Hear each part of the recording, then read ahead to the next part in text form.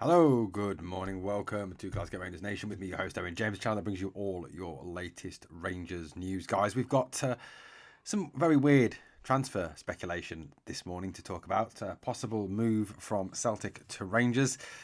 Personally, don't see it happening. Personally, think it's a bit of journalistic mischief making, but we're going to discuss it nonetheless.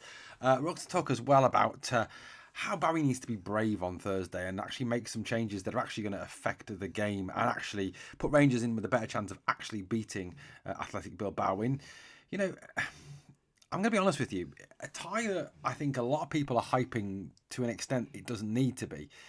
We'll talk a bit about that as well. We'll talk, in with that, we're going to talk about how, Cyril Dessers is a man who could realistically cost Barry Ferguson his job or his opportunity to get the job. So anyway, we'll talk about that in a minute. So let's start off with this transfer speculation. Look, we all know that as we head towards the end of the season, as players go out of contract, as names get linked, as clubs, as journalists and people become aware of clubs needing certain players in certain positions. You see it all the time. You see it down here in England. You're seeing Liverpool linked with Alexander Isak. You're seeing Benjamin Sesko linked to Arsenal. You're seeing this player linked to this club. You're seeing a goalkeeper linked to Chelsea because Sanchez is so shit, and so on and so forth. You're seeing all this, and it all starts now. Now, Rangers are going to be the subject of speculation as players leave. Obviously, already, there's strong speculation that Tom Lawrence will be off to Wrexham in the summer. Tom is out of contract. Rob McElhenney and Ryan Reynolds anxious to take the Welshman to Wrexham. Wrexham obviously competing for promotion to the Championship from League One, and a remarkable story, really, haven't they? They've gone from league to National League to League Two to League One, and now prospectively to the Championship, with the aim of obviously that I know they have there of getting them to the Premier League, which would be quite an incredible story for a team like Wrexham. Tom Lawrence, they feel, could help them along the way in the Championship, and look, I think if he stays fit, I think Tom Lawrence could do a job in the Championship. Same way I think that Kieran Dowell could do a job in the Championship for Birmingham next season. Obviously, there's big reports coming out of the second city that Birmingham City are very anxious to sign Dowell in the summer to a permanent contract. Chris Davis, who is their manager, is a big admirer of Dowell and really admires what he's done so far at the club. So, there's a strong likelihood, obviously, that they'd be willing to part with a bit of hard-earned cash for Kieran Dowell, which would be, positive for Rangers at the end of the day, with obviously Dowell having no future at the club. But a name that has been linked to Rangers, an out-of-contract player, is a left-back. Now, Rangers have two left-backs at the moment, Hjefte and Ridvan. Obviously, Hjefte has not looked clever of late. Going forward, he's okay. Not brilliant, not terrible. He's all right. Defensively, he's just shocking. The number of goals that have come from him losing his man, from him seemingly falling asleep at the back post, from not tracking, from not covering, from diving in. He's cost a lot of goals this season when he's played, and he's looked poor. And I think, it kind of coincides with that rather weird link there was at January time to Chelsea, wasn't it? There was that link came out with this report that Chelsea were reportedly interested in signing Hjefte. Now, I think it was a load of rubbish. I think it was probably Hjefte's agent, trying to drum up a bit of interest or drum up some extra money for the player. And, at the end of the day, I think it's an absolute heap of rubbish. But it seemingly has affected him, and his performance has been pretty poor since. Now, Ridvan, of course, is the other one. Strong stories, obviously, that Ridvan is being linked with a move back to Turkey to head back to his native homeland. Besiktas, his former club, linked. Gala linked. Fener linked. All the top teams in Turkey interested in taking the little Turk back home. And he of late has been dreadful. I mean, that Dundee game where he was subbed off, he was absolutely terrible. Look, I mean, personally, I actually quite like Ridvan. I think he's a good footballer. I think I think defensively he's better than Hjefte. I think going forward he's more reliable than Hjefte. But again, he's another one where injuries have held him back and really, curtailed his Rangers career. Again, I think someone who could have done a lot more had he not been injured as much. So, look, there is the element there. But obviously with these stories going round, especially with the Ridvan one, and the club, reportedly willing to cash in on Ridvan if they can get 5-6 million for him in the summer from one of the Turkish clubs, and then obviously that money can be reinvested into the squad. That is something that realistically I could definitely see happening. Now, a player who has been linked with a move to Rangers is an out of contract player, but Look, I just find this whole thing utterly ludicrous. I genuinely do. The player that has been linked with a move to Rangers is Celtic left back Greg Taylor. Greg Taylor is out of contract at the end of this season. He's 27 years old. You know, that's one thing that kind of says to me a little bit of no, Rangers are not going to go for him, because he's very much not in that kind of mold of player that we're looking at. You know, if you kind of look at the types of player we've looked at very much so in the last sort of window, that one player we signed, which was pretty pathetic, but the players we have gone for, say, last summer, under 24 years old, players where you can get, obviously you can develop them, make them better, you can sell them on, players that fit the trading model. Greg Taylor at 27 certainly isn't someone who fits that trading model. He is Scottish, which obviously would help with the homegrown quota. He has obviously got European experience, not a lot of it, obviously, because Celtic tend to get knocked out quite quickly out of the Champions League, so he hasn't got a whole load of experience playing, obviously, at European level. Sorry, I can't resist having a go at them for that. But like I said, he is out of contract. He would be free. There would obviously be no development fee, no tribunal fees to pay like there would be. Obviously, it's going to be for Lyle Cameron, and there was for Conor Barron last summer. He's made in total 36 appearances for Celtic this season, scored 1 goal in the League Cup and has 7 assists. Has played 2,537 minutes. 2,537 minutes for Celtic this season. I mean, look, I get the link. And, I get the idea. I don't think this is coming from the club. I think this is purely coming from the pundits. I think this is a bit of mischief making. I mean, if you think as well about who the pundit is that's been talking about it ostensively in the media, it's Michael Stewart. Now, we all know that Michael Stewart hates Rangers. We all know that Michael Stewart, is someone who will do anything he can to wind Rangers fans up. I think this is just a massive attempt at winding up the fan base. Personally, I don't see it. I genuinely do not see this happening. I just, knowing our fans, I just don't think they stand for it. I mean, yes, there have been examples of players crossing the divide. Mo Johnston, obviously the biggest one there, but I don't see this as a genuine story or link or something. I just wanted to kind of talk about it and kind of address it and kind of, I think, try and put it to bed a little bit, because, like I said, he is going to leave Celtic at the end of the season. He's been there for 6 years now. Dynamo Zagreb apparently failed with a bid for him in January now, which is weird, I think, because why would you not sell a player that you're not playing a great deal of, and you're going to lose for nothing in the summer? I don't understand that one personally, but there we go. Michael Stewart talked about this on the latest Premier Sports Scottish Football Social Club. He says, I actually floated this idea 2 or 3 weeks ago. From a Rangers perspective, yeah, I would definitely do it. I don't know what Greg Taylor will be thinking, but from a Rangers perspective, it's a free transfer and he's in Scotland squad, so it's another Scottish player. It's a huge asset. I don't know whether Greg Taylor would be interested, but he's a quality player. For me, he's better than Hjefte and he's better than Ridvan. I would disagree with him being better than Ridvan, so I would do it. Look, I think it's just purely media speculation. I think it's purely the pundits like Michael Stewart causing a little bit of a bit of clickbait, trying to get people to talk, trying to get people to get, to jump on the back of this one.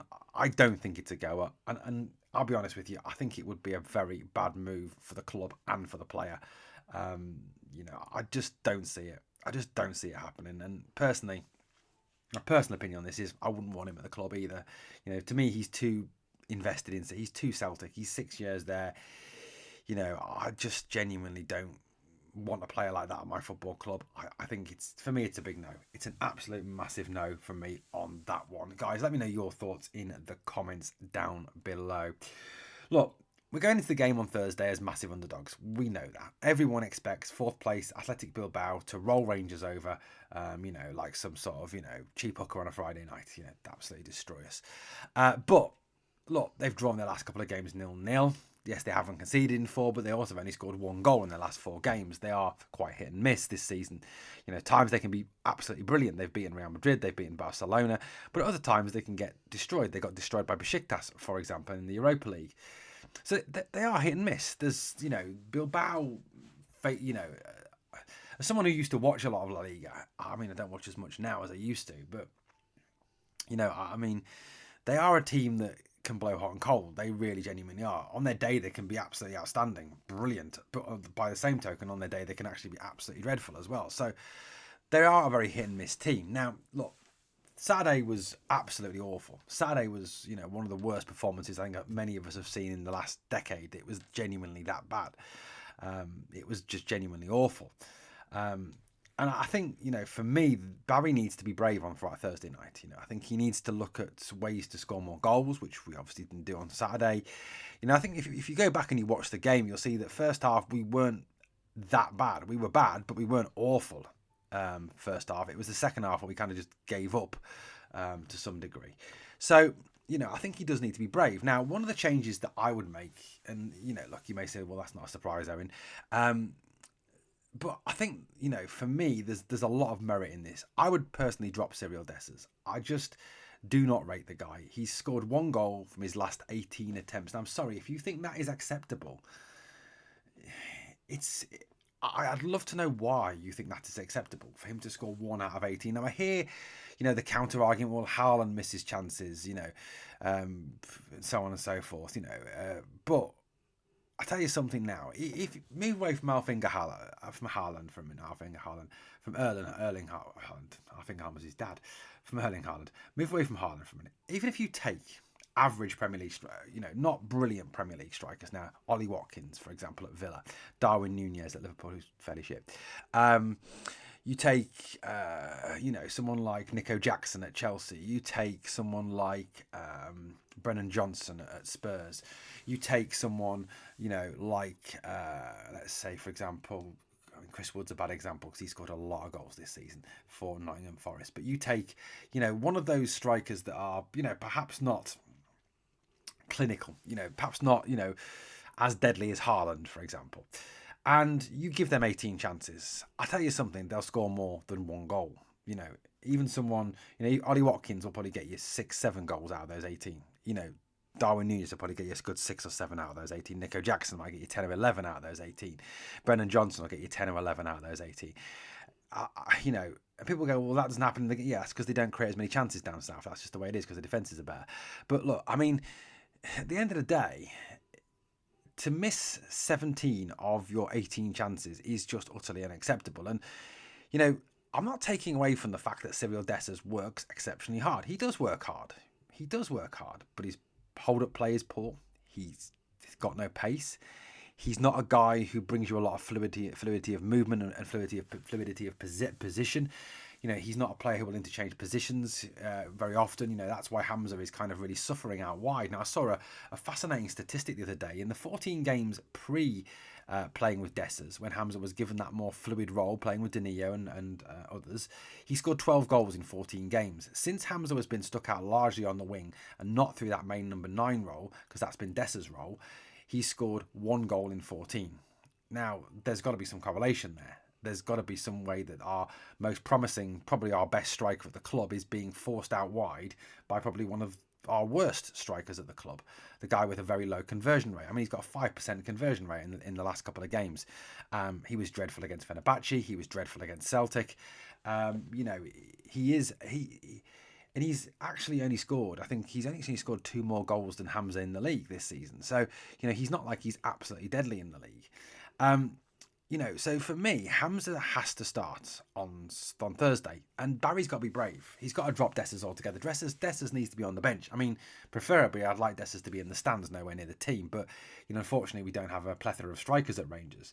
I do believe he should be sold in the summer. The guy just misses far too many chances, and I think if Barry Ferguson sticks with Cyril Dessers for the rest of the season, he's someone who is going to get Barry Ferguson to the point where he's not even going to be considered for the job. Hamza has better link-up play. His hold-up play is better. He's better, obviously, with his hold-up. He's better in the air even though he's smaller than Dessers.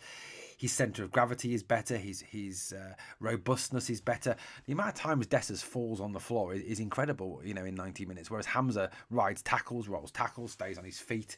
He's more able to go past a player. Now, one of the things that worked exceptionally effectively at the beginning of the season, or near the beginning of the season, was when Clement, seemingly through injury, stumbled upon playing Danilo and Hamza together. They were exceptionally effective together. Danilo is now fit, hardly ever features. I don't know why. Again, I think Danilo is a better striker than Dessers. On his day, you go back across Danilo's career, stats-wise, goals per minute, eye test, all better than Dessers. But Hamza and Danilo work well together because they interchange positions. There's a fluidity of movement, which also confuses the defenders, unsettles low blocks, unsettles defences. 1 minute you've got Hamza in the 9, Danilo drifts into the 10 or into the wide left role. Hamza's through the middle. The next minute you see Hamza drop back into the 10, Danilo drifts in. Again, defenders are like, well, should I go with him? Should I stay with him? What should I do? And it's kind of like, if you go back to some top attacking teams, of the past, you go back to, the Liverpool team with Salah, Firmino and Mane. You go back to the great Manchester United teams, with Van Nistelrooy and Ronaldo and players like that. There was a fluidity of movement there. There was a movement of players in that front attacking three that caused defenders, and something Dessers just doesn't do. He stays in the middle. That's what he does. And Hamza's forced out wide, and it means you don't get the best of him. Now, Clement, for some unknown reason, went away from playing Danilo. I mean, yeah, there was a point where Danilo got injured, but even when Danilo was fit, there was a point where he still went away from it. And I think I've even read some people talk about the fact that if Danilo had been fit all season and Clement stuck with Danilo and Hamza up top, he may still be in a job. And Rangers may not well not be 13 points behind Celtic at this point in time. For me, on Thursday, he's got to go with Danilo and Hamza up top and try and calibrate that partnership that was working so effectively when it was being used at the start of the season. That's got to be the way forward. Hamza as well, European-wise, is actually played very well. He scored 4 goals in 8 games, 1 assist, 5 goal contributions in 8. The majority of those were actually coming. I think it was 6 in 4 at one point when he was playing through the middle. Now he's been forced out wide by Dessers that he's obviously fallen off a lot. I just feel that we've reached a point now with Dessers where you cannot rely on him. You genuinely can't. I mean, you go back and watch those misses against Hibernian, and they are absolutely dreadful. I mean, you go back and you watch the however many it was it 16 misses or 14 misses or whatever it was against, or 13 misses against Dundee. Again, absolutely awful. In a lot of those examples, he needs to at least work the goalkeeper. He doesn't do that. And that's the frustrating thing about him. And for me, you've got to go with these two up top. I think, it's the brave decision to make. I mean, look, if I'm speaking openly and honestly now, and you know me, I always try to, my honest belief is he'll play Dessers up top on Thursday. That Butland, Dessers and Tavernier will all start on Thursday, whether we like it or not. And I'm not going to talk about James Tavernier because I'm absolutely sick to death of the abuse from the Tav fanboys that you get. I mean, it is vitriolic. I mean, you've heard of cult of personality in terms of, the cult of personality that is kind of fostered in third world dictatorships. Well, it's bordering on that with him at the moment, with some of our fans. But look, I do believe that Dessers will start on Thursday. Unfortunately, we'll probably miss a lot of chances and be very poor. Like I said, Barry needs to be brave. Now, Barry did talk about making changes after the Hibernian game, and let's see if he's brave enough to make them. And I think, for me, this is a change that he needs to make, that he needs to go with Danilo and Hamza up top. He needs to leave Dessers out of the team, especially if he wants a chance at keeping his job. If he's determined to be the next Rangers manager, which, still a lot of fans want. Personally, I don't think it's a good idea. I will back him if he gets the job 100%. Of course I will. I love Barry, but personally, my personal opinion is it's a really bad idea. But, if he wants to progress in the Europa League, and the best chance Barry Ferguson's got of keeping his job as Rangers manager is going and progressing, through this stage to the semi-finals, and then who knows what happens after that, guys. But this is his best chance, and he needs to try something and be brave. And for me, that's Danilo and Hamza on Thursday. Guys, let me know your thoughts in the comments down below. Thank you for watching Glasgow Rangers Nation, guys. As always, on the way out, please like, comment, share, and subscribe. And remember always, we are the people.